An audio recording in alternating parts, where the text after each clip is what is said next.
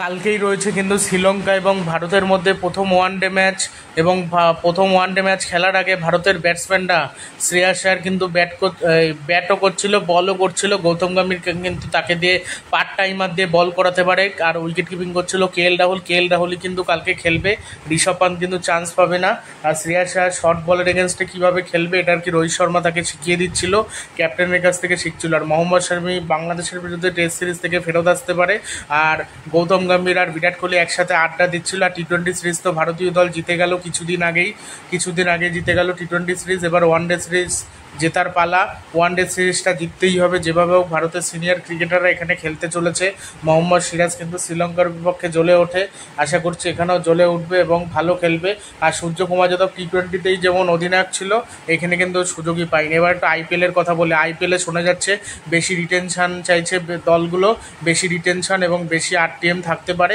আর প্রতিটি দল বেশি টাকা নিয়ে নিলামে যেতে পারবে। কাব্যা মারান বলেছে বিদেশি প্লেয়ার যারা নিলামে উঠেছে বা কিনেছে কোনো দল, তারা যদি কোনো চোট ছাড়া অন্য কোনো কারণে খেলতে না চায় তাদের কঠোর শাস্তি দেওয়ার ব্যবস্থা করতে হবে বিসিসিআইকে, এমনটাই দাবি জানিয়েছে। আর ধোনি নাকি পরের বছর আইপিএলও খেলবে, এটা শোনা যাচ্ছে। এটাই এইগুলো, এই আপডেটগুলো দিয়ে দিলাম আইপিএলের। এবার চলে আসে আবার ম্যাচের কথায়। টি-20 সিরিজে ভারতের তরুণ প্লেয়াররা কিন্তু অনবদ্য খেলেছিল এবং কাপ জিতেছিল ভারতীয় দল। মানে সিরিজটা জিতেছিল। এবার ওয়ানডে সিরিজটা জেতে নাকি সেটাই দেখার বিষয়। একাদশটা কেমন হবে সেটা বলে দিচ্ছি। রোহিত শর্মা ওপেন করতে চলেছে ভারতের হয়ে, তার সাথে গিল ওপেন করবে। যশস্বী জয়সওয়াল যেহেতু নেই, গিল ওপেন করবে। 3 নম্বরে খেলবে বিরাট কোহলি, কিং কোহলি 3 নম্বরে ফিরে আসছে। কলম্বোতে কিন্তু অনবদ্য সেঞ্চুরি করেছে, 4টে সেঞ্চুরি করেছে শ্রীলঙ্কার এগেনস্টে ভারতের হয়ে বিরাট কোহলি, সেই জন্য 3 নম্বরে খেলবে। 4 নম্বরে খেলবে কিন্তু শ্রেয়াস আয়ার, 5 নম্বরে কে.এল. রাহুল, সেরা 5, একদম সেরা। 6 নম্বরে কে খেলবে? 6 নম্বরে শিবম দুবেও খেলতে পারে, আবার রিয়ান পরাগও খেলতে পারে। 7 নম্বরে হয়তো অক্সার প্যাটেল, 8 নম্বরে ওয়াশিংটন সুন্দর, 9 নম্বরে কুলদীপ যাদব, আর 2জন পেসার মোহাম্মদ সিরাজ আর আকদীপ সিং। সেক্ষেত্রে হর্ষিত রানার সুযোগ পাবে না।